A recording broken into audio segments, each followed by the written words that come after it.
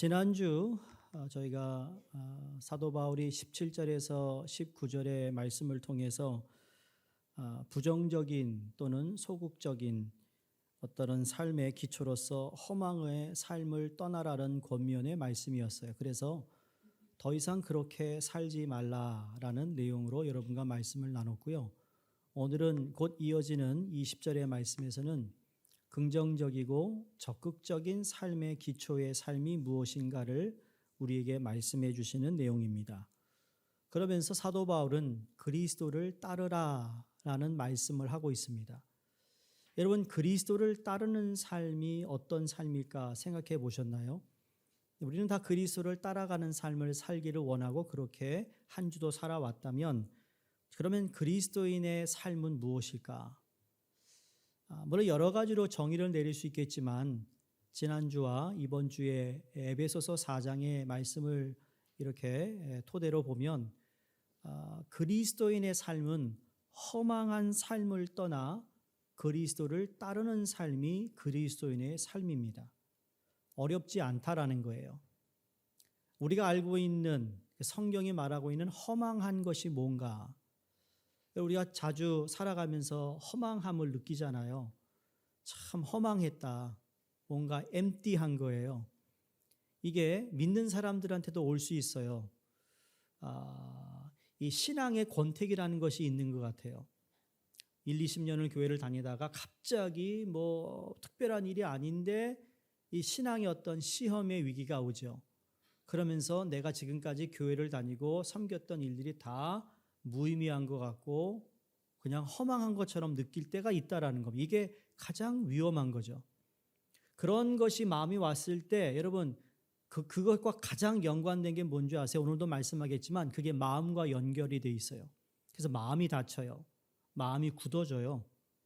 오늘 양육반 13기가 수료했지만 여러분도 다 수료도 하고 훈련에 제자까지 제자반 군사반 마친 분들이 여기 많이 앉아 계시는데 여러분 할 때와 하지 않고 그리고 끝나고 나서 우리의 삶에 오히려 훈련을 받았기 때문에 더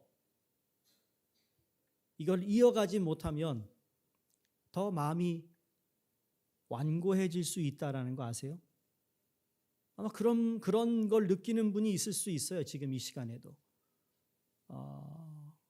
다른 사람보다 일찍 훈련을 마쳤는데 그런데 어느 순간 날 되돌아보니까 나도 한때 저랬는데 그런 마음이 지금 사라진 마음들이 있어요.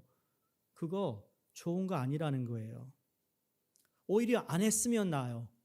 근데 하고 나서 이런 마음이 드니까 오히려 이게 참 우리에게는 더 힘들고 어렵다라는 겁니다.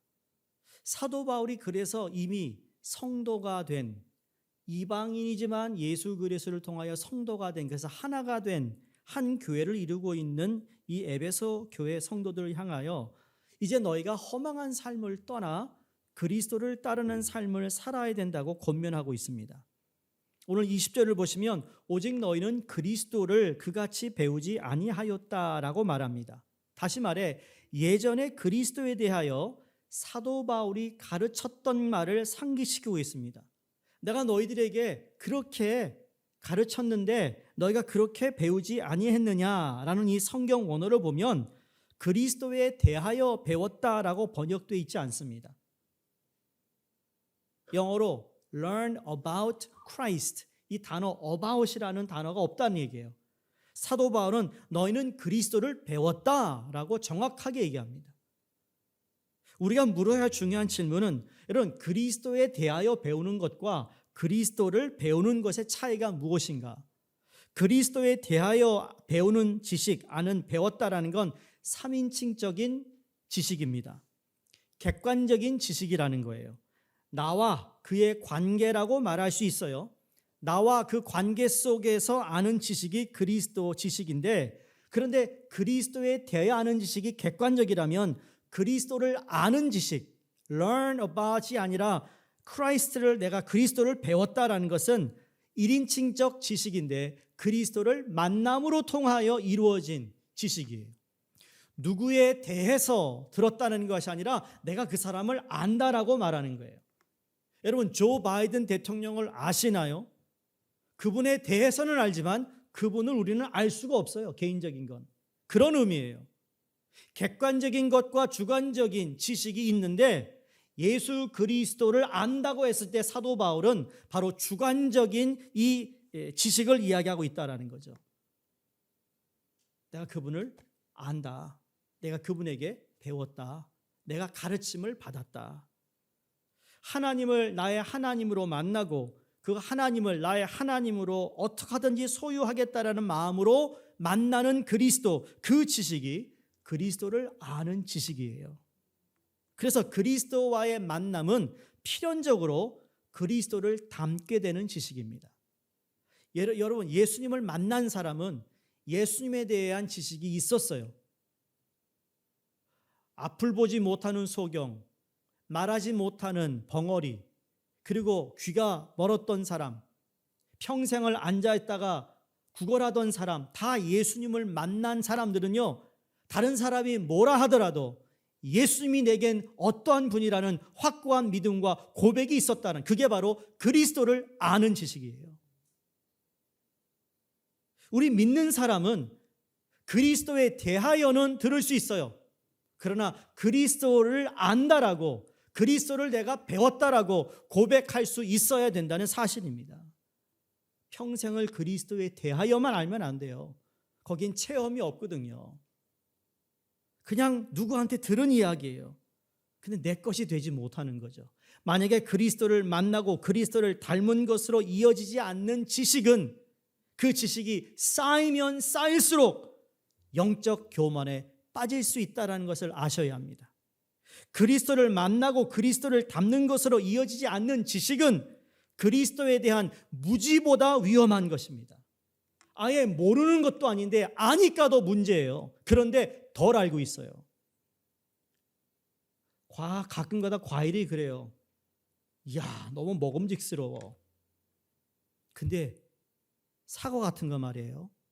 이게 먹음직스러운데 깎으니에서 먹으니까 완전 사과 맛이 아니야. 속았죠. 그걸 어떻게 하죠? 먹는다? 버린다? 다른 과일하고 믹서해서 먹는다? 모르겠다? 뭘까요? 관심 없어요, 솔직히 그 사과에. 그리스도는 그래서 맛이 없는 거예요, 맛이. 맛을 잃었다는 게 그런 의미예요. 그게 무지한 것보다 위험한 거예요. 예수를 믿었다고 하잖아요. 안다고 하잖아요.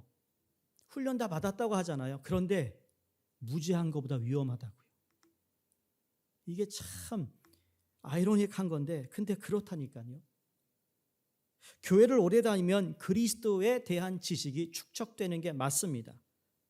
그것이 그리스도를 만나고 그리스도를 닮아가는 것으로 이어지지 않으면 이게 우리 신앙에 큰 장애가 된다는 거예요. 그럴 때 예수님은 뭐라고 할 거예요? 그 그리스도를 향해 바리새인과 같은 사람이라고 지적하실 겁니다. 올해 들어서 제가 여러분에게 강조하는 것 중에 하나가 무엇인지 여러분 한번 생각해 보셨나요? 제가 1월 달에 시작해서 지금까지 여러분께 에베소서를 강해를 시작하게 된 동기도 다 여기에 들어있는 거예요. 어떻게 보면 여러분 일부 예배 때 우리 양육반 13기 분들이 아름다운 찬양을 하나님께 올려드렸는데, 그 찬양이 올해 우리가 교회가 가지고 있는 주제곡이에요. 뭐죠? 예. 근데 뭘 원하세요? 뭘 원하고 뭘 바라시죠?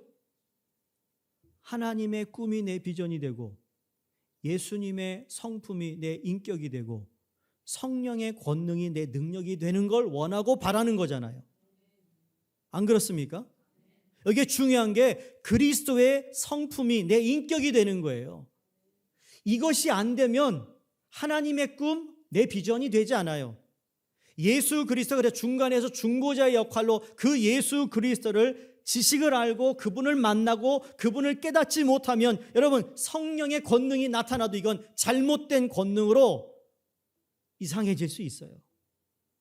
제가 지난주도 말씀드렸잖아요. 지식은 정확하게 알아야 돼요. 어렴풋이 알면 안 된다는 말이에요. 그리스도를 아는 지식, 그리스도를 닮아가는 삶, 그리스도를 전하는 삶을 여러분 사실 수 있기를 주의 이름으로 축원합니다. 그러면서 사도 바울이 21절에 오면서 진리가 예수 안에 있는 것과 같이 그랬습니다. 이 말은 예수님께서 진리에 대해 말씀하시는 분만이 아니라 예수님이 모든 진리가 되시는데, 여러분 진리가 예수 안에 있다, 그 말은 예수님 자체가 진리라는 말씀이에요. 요한복음에서 예수님이 유명한 말씀하셨습니다. 나는 길이요 진리요 생명이니 나로 말미암지 않고는 아버지께로 갈 자가 없다고 말씀하셨어요. 여기에서 우리가 흔히 말하는 헬라어의 길을 원어의 호도스라는 단어를 씁니다. 호도스가 길이에요. 그런데 호도스라는 것은 여러분 길이라는 건 여러 길이 있죠. 그런데 여기서 예수님이 나는 길이요 할 때 이 길은 그 앞에 해 호도스라는 단어를 씁니다. 호도스 앞에 해자가 붙는데 이건 정관사예요. 정반사가 붙는데 이 정반사가 붙은 의미가 달라집니다. 호도스는 길들인데 여러 길인데, 예수님은 오직 하나의 길이를 얘기할 때 해 호도스라고 얘기하는 거예요. 믿으세요? 예수님으로만 하나님께 가는 거예요. 오늘날 사람들이요, 신학자들도 이상한 목회자들도 이걸 이렇게 풀이합니다. 산의 정상을 올라가는데 올라가는 길이 많아요. 그 중에 하나가 예수의 길이에요 라고 얘기하는데 No way! 여러분, 산 정상에 올라가는 건, 하나님께 가는 건 예수님 길밖에 없어요. 만약에 이걸 우리가 타협하죠, 이걸 우리가 받아들이지 못하면 여러분 미안하지만 성경의 말씀을 부인하는 거예요. 얼마나 오늘날 거짓 신학자들이며 목회자들이요, 예수님만이 생명의 길이요 하는 진리에서 변질시키고 있는지 모릅니다. 사랑하는 성도님들, 우리가 살고 있는 시대는 예수님께서 The Way라고 말하면 세상 사람이 우리를 싫어해요. 아세요? 그걸 강하게 이야기하고 확신 있게 이야기하는 것을 여러분 세상 사람들이 혐오해요. 교양 없다고 그래요. 이 시대에 부합하지 않은 사람이라고 말합니다. 구시대적인 사람이라고 말합니다. 그런데 우리 알아야 할 것은 오늘 너무 많이 혼합주의와 다원주의가 얼마나 범람하고 있는지 모릅니다. 이게 어디에 숨어 있는 줄 아세요? 휴머니즘에 숨어 있어요. 그걸로 모든 것이 다 패스되고 있어요. 오늘날 법도 그렇고 교환에서 그렇고 이 휴머니즘 안에 다 들어가 있어요. 근데 이거를 까내야 되는데 그 안에 속에 있는 진리가 무엇인지를 우리가 찾아야 되는데 어렴풋이 아니까, 그렇죠? 진리신 예수가 오직 길이요 생명임에 대한 확고한 믿음이 없으니까 세상에서 하는 얘기에 다 귀웃거립니다. 거기에 그냥 고개를 끄덕거리고 있습니다. 거짓된 가르침이나 혹은 타협한 진리는 어쩌면 이 세상에서 인기를 끌고 각광을 받을 수 있지만 여러분, 천하 만물을 구원하시는 분은 우리 예수님 뿐입니다. 이 진리에 확신과 용기를 가지시는 여러분과 제가 되기를 주의 이름으로 축원합니다. 근데 문제가 있습니다. 예수님께서 I am the way and the truth and the life라고 말씀하실 때 이 선언하면서 우리가 길 되신 예수를 따라가지 않고, 그렇죠? 생명이신 예수의 생명으로 살지 않고 예수 그리스도의 진리를 가지고 있는 진실을 가진 사람으로 우리가 살지 않기 때문에 발생하는 문제가 얼마나 많은지 몰라요. 여러분, 그렇기 때문에 교회가 욕을 먹는 거예요. 교회가 욕을 먹는 건 바로 그리스도인이 예수 그리스도를 따라가지 않기 때문에, 그분이 나의 생명이라고 아까도 우리가 주의 인자가 생명보다 귀하다고 했는데 그렇게 고백은 하지만 그렇게 살지 않기 때문에 세상은 교회를 욕하는 거예요. 사랑하는 성도님들, 주님이 우리에게 주신 이 삶의 자체에 그 어떤 것과 타협하지 않기를 간절히 바랍니다. 교회가 조롱받고 여러분 예수님까지 조롱을 받잖아요. 정말 전도하고 선교하기 위해서는, 그렇죠? 우리가 무슨 선교팀을 보내는 것도 중요하지만 더 중요한 건 우리가 살고 있는 이곳에서 말씀으로, 하나님의 말씀으로 내 입술로만 증거하는 것이 아니고요, 내 삶이 그 말씀을 입증하는 삶으로 살아갈 수 있기를 간절히 축원합니다. 그러면서 사도 바울이 진리가 예수 안에 있는데 그에게서 너희가 들었어 라고 말합니다.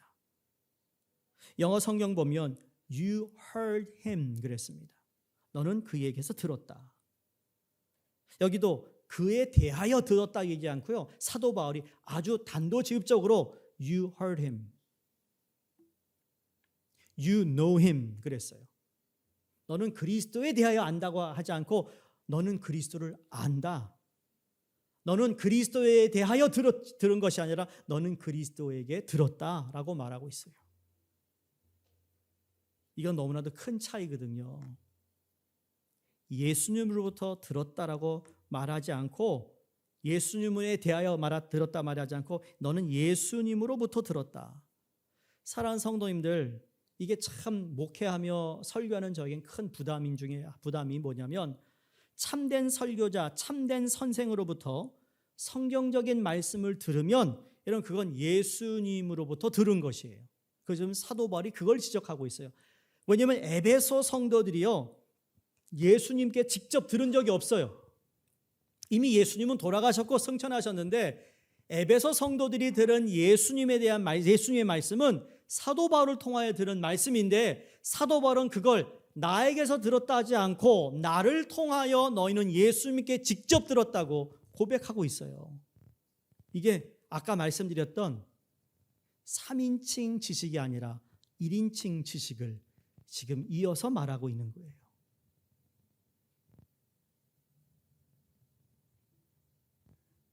제가 설교를 준비하는데 그냥 급해가지고 시간에 쫓겨서 허둥지둥 설교를 준비하고 여러분께 나온다는 것 자체는요, 상상할 수 없는 일이에요. 목회하는 목회자가 가장 우선적으로 잘해야 될 일 중에 설교를 잘하든 못하든 간에 어떻게 설교를 준비하느냐가 가장 중요하다고 생각해요. 그렇죠? 그러니 말씀을 전해야 할 제가 성경적인 말씀, 하나님의 진리의 말씀을 모르는데 전할 수 있겠어요? 모르기 때문에 연구하고 기도하고 묵상하는 가운데 말씀을 준비하잖아요. 이게 목사인 제게 가장 중요한 책임이라는 거예요. 제가 말씀의 통로가 되기 위해서 정결해야 되고 겸손해야 되고 하나님의 말씀을 명확하게 알아야 하며 담대하게 전하는 책임이 제게 있어요. 이런 저를 여러분 기도해 주셔야 돼요. 이걸 끝까지 잘할 수 있도록 기도해 주셔야 돼요. 그런데 만약 이 강대상에서 거짓된 메시지, 오염된 메시지, 타협하는 메시지가 아니라 성경의 말씀이 바르게 선포된다면 여러분에게도 주어지는 책임이 있습니다. 그 책임이 뭔지 아십니까? 여러분이 예수님을 들었기 때문에, 목사를 통하여 예수님의 말씀을 직접 들었기 때문에 그 말씀을 받고 순종해야 할 책임이 주어진다는 거예요. 딜리버리 하는 사람이나 듣는 사람이 책임감이 있는 거예요. 강대상에서 바른 말씀이 증거될수록 이 무게감이 성도들에게 더 무겁다라는 것 우리가 알지 않습니까? 사도 바울께서 말씀하신 겁니다. 바라기는 오늘 예배의 설교 말씀뿐만 아니라 여러분이 하나님의 말씀을 들을 때마다 예수님으로부터 들었다라는 고백이 있게 되기를 주의 이름으로 부탁을 드립니다.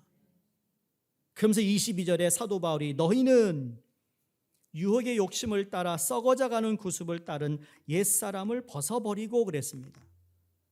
자, 주님을 아는 지식과 어떻게 우리가 그것을 배웠다라는 것을 이야기한 후에 정말 사도 바울이 하고 싶은 말씀이 22절의 말씀이에요.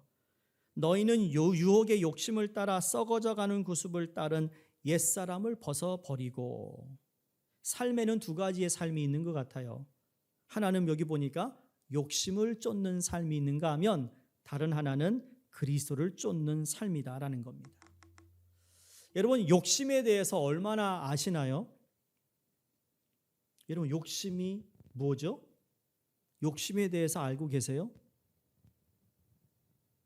욕심이요? 꿀꿀이 아닌가요?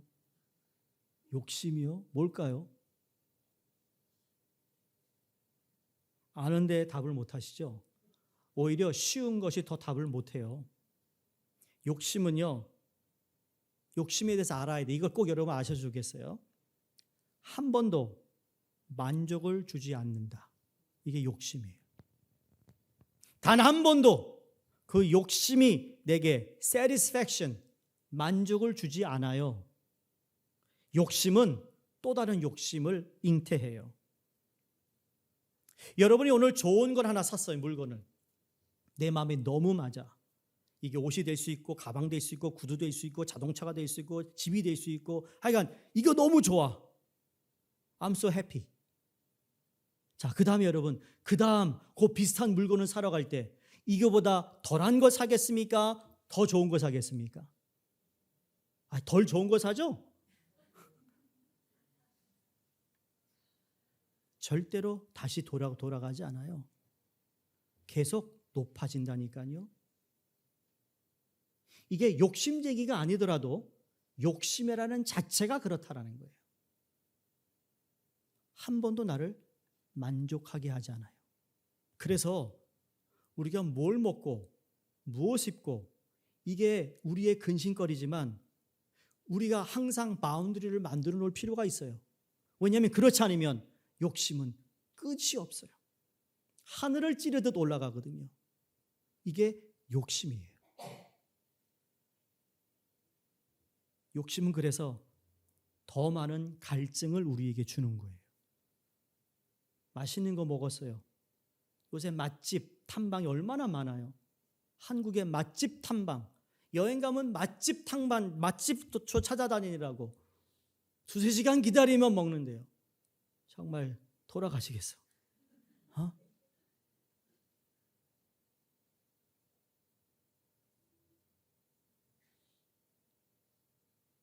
욕심은 더 큰 갈증을 가져다 주는데 그럼 그리스도를 쫓는 삶은 어떤 삶일까요? 아세요? 그 반대예요. 우리에게 자유를 주십니다. 우리에게 자유를 주세요. 죄와 사망으로부터 자유를 주셨다는 말씀은 그냥 죄와 사망에만 그 한계, 그 두 가지만 자유가 아니고요. 내가 그리스도인이 되었다라는 건 욕심은 절대로 자유를 가져다 주지 못하지만 자유는 그리스도부터 온다는 걸 배워요. 돈이 좀 많아지면 시간적으로 자유로워질 것 같으세요? 그런 측면으로 전혀 없다고 말할 수는 없겠지만 돈은요, 우리를 더 올가매요. 여러분 자신을 잘 돌아보세요. 그래서 그게 유혹이 돼요. 그래서 19절에 그 유혹이 어떻게 된다? 방탕으로 이어져요. 그런데 우리가 지난주에 말씀드린 것처럼 더 이상 그렇게 살지 말라고 했거든요. 그래서 사도 바울이 옛사람을 벗어버리라 라고 말합니다. 여기 옛사람은 옛 본성을 가리키는 거예요. 우리가 예수를 믿고 새 사람을 입게 되었다가 나중에 말씀하는데 여러분 그럼에도 불구하고 아직도 옛 본성을 가지고 살아가나요? 우리의 옛사람은 여러분 예수님 그리스도와 함께 연합하여 죽었어요. 장사되었어요. 그리고 다시 살아났습니다. 믿으십니까? 우리 옛사람이 그랬다고요. 그러면 옛사람이 예수님과 연합시다가 못 박아 죽었어요. 장사되어서 죽어서 다시 우리를 살리셨으니 이게 내 인생이 아니라 주님이 주신 인생으로 살아간다는 의미가 바로 거기에 담겨져 있는 것이죠. 이 경험적으로 이걸 믿음으로 받아들이는 영적 지식을 우리가 이걸 기억해야 된다는 겁니다. 내가 그리스도와 함께 십자가에 못 박혔나니 이제는 내가 사는 것이 아니요 내 안에 그리스도가 사는 것이라. 나를 사랑하사 독생자 아들을 보내주심으로 말미암아 그 아들을 믿는 자로 말미암아 내가 사는 것이에요. 그러니 옛사람은 이미 죽었다라는 거죠. 그런데 사도 바울이 아직 너희들이 옛사람의 구습을 따라가고 있구나라고 지적하고 있는 것입니다. 우리가 왜 이렇게 갈등하는 줄 아세요? 신앙생활 하면서? 다른 거 아니에요, 여러분. 힘든 것도 있고 시험거리도 있는데 가장 중요한 건 내가 옛사람을 완전히 버려야 되는데 옛사람 위에다가 예수 그리스도를 덮어 쓰려고 해요. 나는 한 달 동안 씻지 않았어. 근데 새 옷만 사다 입는 거예요. 브랜드 네임만 갖다 입는 거죠. 이야, 냄새나게도 뭐 할까요? 잔뜩 또 뿌려대겠지. 그럼 그게 더 악취가 되는 거예요. 사도 바울이 그런 식으로 우리에게 말씀하고 있어요. 사랑하는 성도님들, 내려놓으세요. 벗어버리세요. 벗어버려야 진정한 자유가 무엇인지를 경험하게 된다는 사실입니다. 그러니까 옛사람을 벗어버리라는 말을 우리말로 좀 풀었으면 한계를 넘어서는 필요하지 않은 것에 대한 욕심을 버리라라는 거예요. 필요하지 않는 것을 대해 자꾸 욕심을 내는 거예요. 우리의 한계를 자꾸 넘어서는 거죠. 우리는 그런 존재가 아닌데 자꾸 그걸 넘어서려고 합니다. 사람은 욕심을 채움으로 행복해지는 것이 아니고요. 욕심을 다스림으로 행복해진다는 겁니다. 우리 하나님께서 하나님의 백성들이 성도들이 행복한 삶을 정말 살기를 원하십니다. 여러분 행복하셔야 합니다. 행복한 걸 원한다는 거죠, 우리 주님이. 그러기 위해서 여러분에게 주어진 모든 무엇이든지 잘 다스릴 줄 알아야 되는 거예요.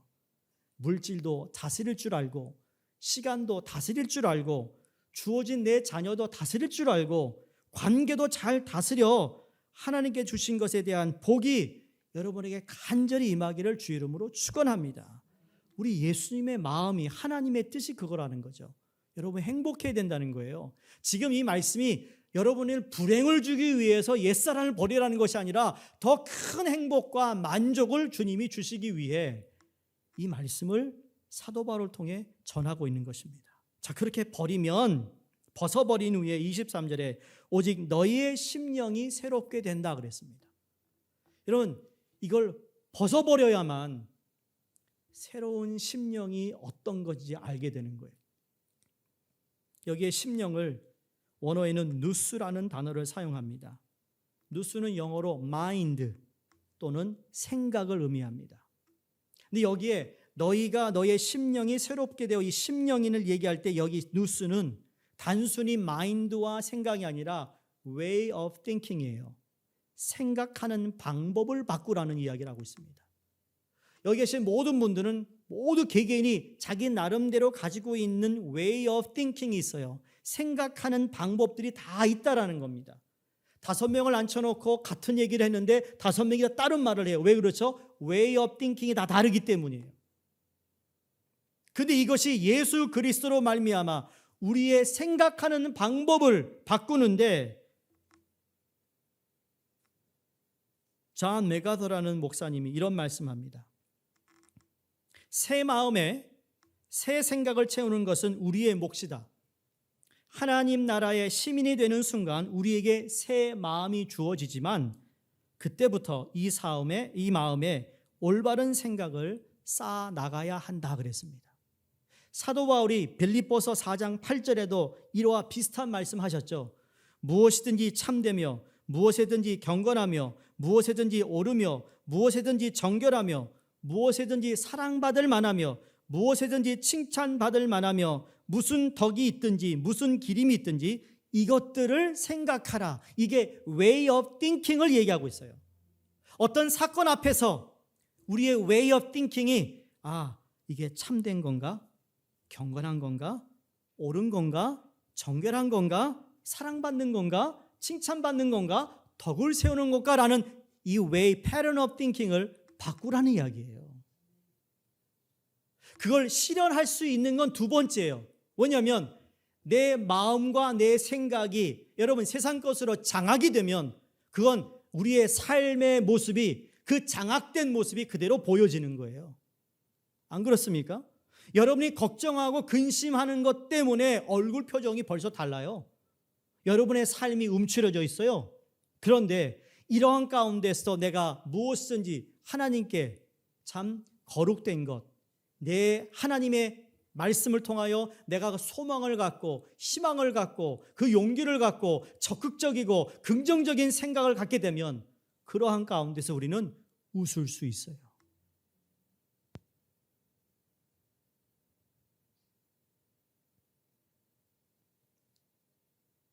그래서 나의 뜻과 하나님의 뜻이 다를 때 주저하지 마시고 하나님의 뜻을 선택하실 수 있기를 바랍니다. 톨스토이가 이런 말을 합니다. 모든 사람이 세상을 바꾸겠다고 생각하지만 어느 누구도 자신을 바꿀 생각은 하지 않는다. 동의하시나요? 성도님들, 우리 개개인에 있어서 어려움이 다 있어요.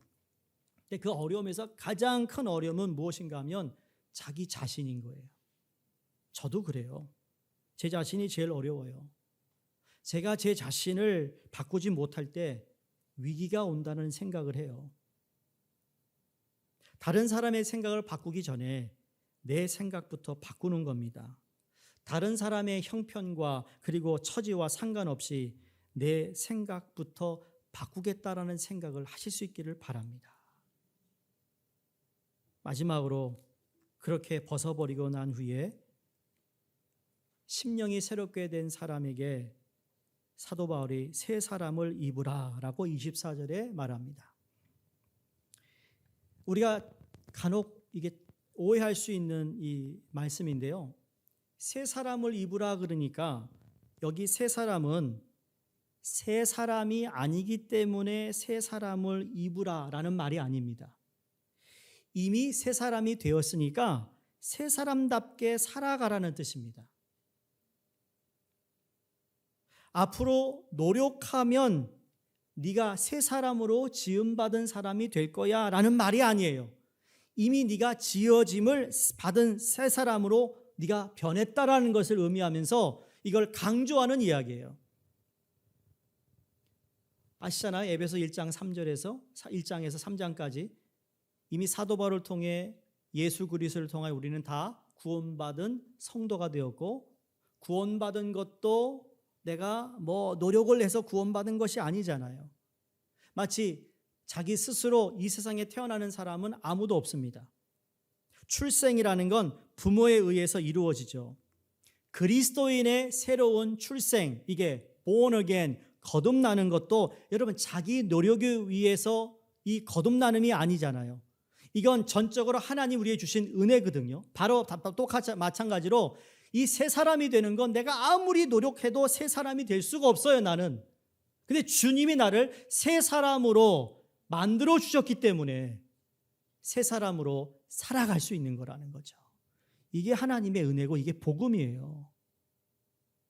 아니 목사님, 내가 보면 아직도 내가요 형편없어요. 알아요. 그런데도 새 사람으로 여러분을 지으셨다고. 누가? 예수 그리스도의 십자가의 보혈로. 여기 있는 모든 분들은 그래서 아무도 자랑할 게 없어요. 우리는 다 예수 그리스도로 말미암아 새 사람으로 지음 받았기 때문에. 이걸 잊어버리면요, 자꾸 공로로 사람을 구분하려고 합니다. 자기가 뭘 했다라는 걸 자꾸 얘기합니다. 아니요, 교회는 그런 것이 아니라는 거예요. 하나님께서 새 사람으로 만들어 주셨기 때문에 우리는 새 사람으로 살아갈 수 있다라는 이 진리를 기억할 수 있기를 바랍니다. 그래서 오늘 새 사람을 입었으니 두 가지를 네가 기억해야 되는, 첫 번째가 의와 두 번째는 진리의 거룩함입니다. 의의 옷을 입으라고 얘기합니다. 새 사람은 다시 말씀드리지만 옛사람으로부터 점차적으로 진화되는 과정을 통하여 나오는 것이 아니라는 거예요. 내가 열심히 기도 생활하면 새 사람이 되나? 내가 열심히 말씀을 읽고 한 10독을 하면 새 사람이 되나? 아니요. 그래서 새 사람 되는 게 아니라니까요. 예수 그리스도로 말미암아 우리는 새 사람이 되었어요. In the midst of our iniquity, 우리가 여전히 죄악된 삶을 살아가는 가운데서도 우리는 새 사람이 되었어요. 이해가 잘 안 되는 것 같죠, 여러분? 고린도후서 5장 17절에 누구든지 그리스도 안에 있으면 새로운 피조물이라. 이전 것은 지나갔으니 보라 새 것이 되었도다. 아멘. 또 에베소서 2장 10절에 우리가 이미 본 말씀인데 우리는 그가 만드신 바라 그리스도 예수 안에서 선한 일을 위하여 지으심을 받은 자니 이 일은 하나님이 전에 예비하사 우리로 그 가운데서 행하게 하려 하심이라. 왜 우리를 그렇게 변화시켜 줬냐고요? 그렇게 살아가게 하려고. 얼마나 감사하냐고요. 그렇게 살아가라고 우리를 새 창조물로, 새 사람으로 변화시켜 주셨으니 이제 하나님의 의로 살아가라라고 말씀하고 있습니다. 근데 그 의는 내 공로와 노력이 아니라는 거예요. 끝까지 의만 붙잡으면 우리 끝까지 주님을 따라갈 수 있는 겁니다. 두 번째, 어떤 옷을 입으라고요? 진리의 거룩함입니다. 이 거룩은 하나님의 성결한 성품이라 말하는데 구별된 삶을 이야기합니다. 성도는, 그리스도인은 구별된 삶을 살아야 하는 겁니다. 이게 어렵고 힘들죠. 근데 그게 우리가 주어진 삶이에요. 새 사람을 입었다라는 건 그 삶을 살아가는 삶의 방법을 얘기하는 거예요. 하나님과 관계를 여러분 정상적으로 유지하게 하는 게 뭔지 아십니까? 거룩입니다. 내 팔이 짧아서 내가 너희의 소리를 듣지 못해서 너희를 구원하지 못하는 게 아니라 너와 나 사이에 막힌 것이 있어서 그걸 회개하라는 거죠. 우리가 주님 앞에 예배를 드리는데요. 여러분 주님 앞에 예수 그리스도의 보혈로 나를 다시 한번 정결케 하소서. 하나님, 이 예배가 하나님께 온전히 올려드리는 예배 되기 위해서는 나의 연약함과 나의 죄를 용서해 주세요. 십자가의 보혈로 나를 다시 덮어주세요. 여러분 그 기도를 통하여 우리는 예배 자리로 나오는 거예요.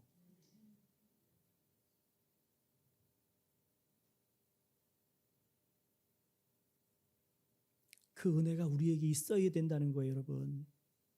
그게 구원의 감격이고 기쁨인 거예요. 그런 거 없이 무턱대고 앉아가지고 모르겠어요. 이건 하나님과 여러분의 관계니까 내가 뭐라고 말할 건 없지만 그냥 가르쳐 드리는 거예요. 주님과 여러분 관계에서 여러분 만약에 뭔가 막혀 있다면 기도도 응답 안 돼요. 말씀도 안 들려요. 예배도 상달되지 않아요. 그러니 거룩한 하나님의 구별된 삶을 살아가는 건 하나님과의 관계를 정상적으로 유지하는데 얼마나 중요한 건지 모릅니다. 새 사람이 되었으면 새 사람답게 도덕적으로 살아야 하는 겁니다. 왕궁의 왕자가 되었으면 왕자답게 살아가는 거예요. 여러분 목사가 목사답게 살아야 되는데 목사가 평신도처럼 살아가면 여러분 목사 설교가 들리겠어요? 목사하지 말아야지. 교회 직분자가 다 그렇습니다. 장로님은 장로답게 살아야지. 안수도 안수게 살아야지. 그러나 우리 모두는 다 직분을 떠나 성도는 성도답게 살아야 되는 거예요. 70 넘어서 은퇴하셨죠? 죄송하지만 은퇴 전이나 은퇴 후나 성도는 성도예요. 같은 거예요. 손 터는 거 아니라고요, 여러분. 오히려 주를 향한 마음이 더 뜨거워지는 것이 오히려 더 내가 더 했어야 되는데. 제가 지난 몇 주 전에 샌프란시스코 갔을 때 박수호 목사님 네 분을 뵙고 인사드리고 식사하면서 그런 말씀 늘 하세요. 내가 목회할 때 참 더 했어야 되는데. 그 아쉬움이 있어야 되는 거죠. 딱 끝났. 시원하다. 잘 끝냈다.